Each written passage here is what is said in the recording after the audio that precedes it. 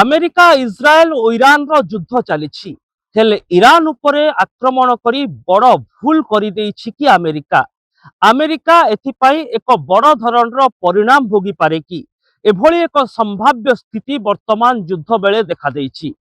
नमस्कार, news room को स्वागत करुछि मु अभिन्न आशुतोष। दर्शक बंधु, वर्तमान समय अमेरिका और इज्राएल मिलित भाव में ईरान उपरे आक्रमण करुछंती। ईरान प्रति आक्रमण करुछि।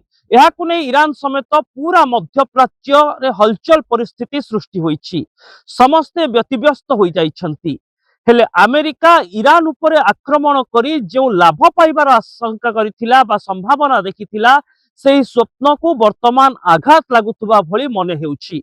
मु आपनको पूर्व रिपोर्ट रे कहिथिली जे अमेरिका भाबिथिला ईरान उपरे आक्रमण करिबा द्वारा ईरान रे अयतुल्ला खेमनेईଙ୍କ विरोध रे जो जनताଙ୍କ स्वर रहिछि तारी समर्थन अमेरिका को मिलिबो और अमेरिका सहजरे युद्ध जीति जिवो, किंतु सेभली किछि घटिला नाही। एहार भितरे आउ एक बड़ चैलेंज आसुछि अमेरिका पाई, जेतेबेले रूस और चीन एही युद्ध रे परोक्ष भाव रे हस्तक्षेप करिबार खबर सामना को आसिलानी।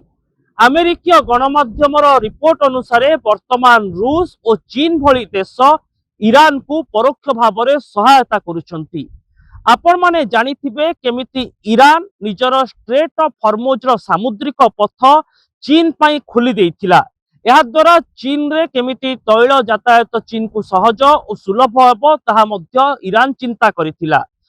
प्रतिबदल रे वर्तमान चीन मध्य ईरान को आवश्यक युद्ध सहायता परोक्ष भाव रे जोगाउथुबा कहा जाउछि।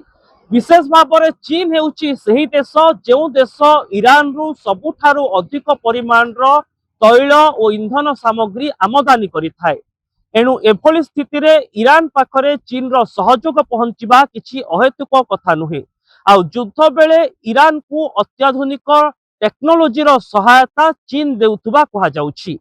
सेपटे रूस मध्य ईरान सपक्ष रे छिड़ा होइथिबा नै अंतर्जातीय रिपोर्ट रे चर्चा हेउछि।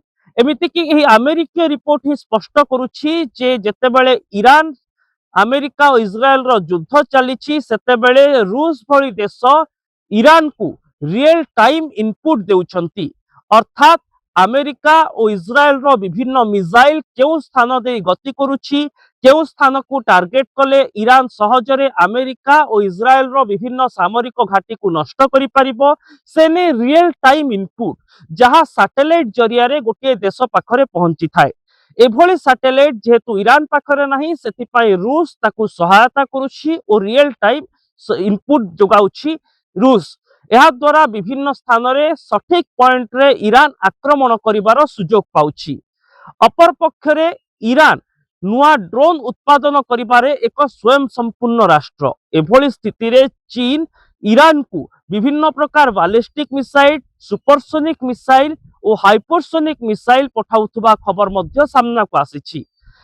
अमेरिका और इज्राएल विरोध रे ईरान युद्ध लड़ुथुबा बेले चीन ईरान को जो हाइपरसोनिक मिसाइल सब पठाउछि ता शब्द ठारू मध्य अधिक बेगरे गति करिथाय।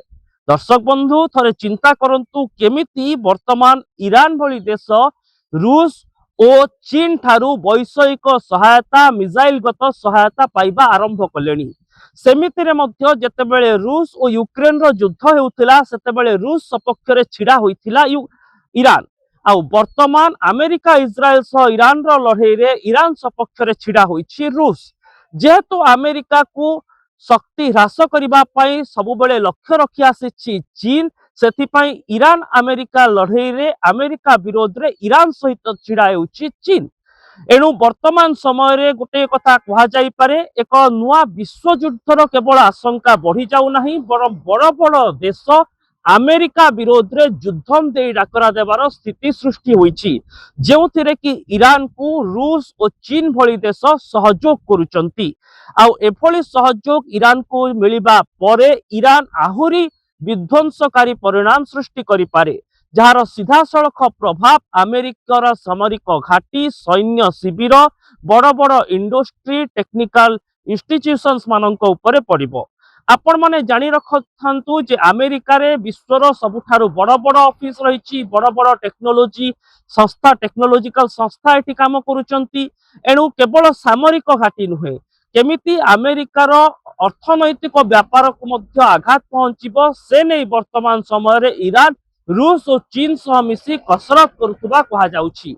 एणु गोटे कथा कहा जाई पारे दर्शक बंधु, भेनेजुएला परी ईरान को मध्य जदि सहजरे आक्रमण करा जाई पारे और निजर आवश्यकता को पूरण करा जाई पारे बोली राष्ट्रपति डोनाल्ड ट्रम्प भाबुथिबे, तेबे ताहा तांको पई वर्तमान अड़ुआ परिस्थिति सृष्टि करिछि।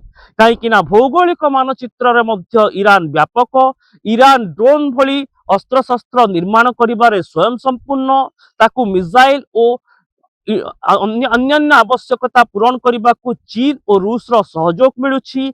रियल टाइम इनपुट सह सैटेलाइट रो सहयोग रूस और चीन भली देश करुचंती।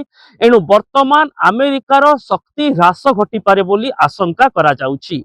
एणु एभली स्थिति रे डोनाल्ड ट्रम्प ईरान उपरे आक्रमण करी जो भली ढंगरे निजर दबदबा जाहिर करबा सहित युद्ध को सहजरे निज पक्षरे रखि पारिबे बोली आशा करुथिले, तार उलटा परिणाम तांकु भोगिबाकू पड़ी पारे।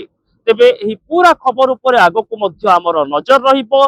चीन रूस रो भूमिका कौन रहुछि, मध्य प्राच्य रे ईरान को आउ केउ देश सहयोग करुचंती, काहेकि ना तैल बजार को प्रभावित करी एशिया महादेशर अधिकांश देशर सहयोग को परोक्ष भाव में निज अधीन रखिबा पई ईरान मध्य कसरत करुछि। आउ ईरान जदि एथिरे सफल होई जाए, रूस चीन समेत अन्य देशर सहयोग ईरान अमेरिका और इस्राएल को एक विश्व युद्ध रे परिणत करि पारे। तेबे एभली खबर उपरे आमर नजर रहिबो। एभली खबर देखिबा पई न्यूज रूम को आमर सोशल मीडिया साइट यूट्यूब और फेसबुक रे लाइक करंतु, आम चैनल को सब्सक्राइब करंतु, वीडियो को शेयर करंतु और कमेंट बॉक्स रे निजर मतामत लिखिबा को आदौ भूलंतु नहीं। रहुछि, नमस्कार।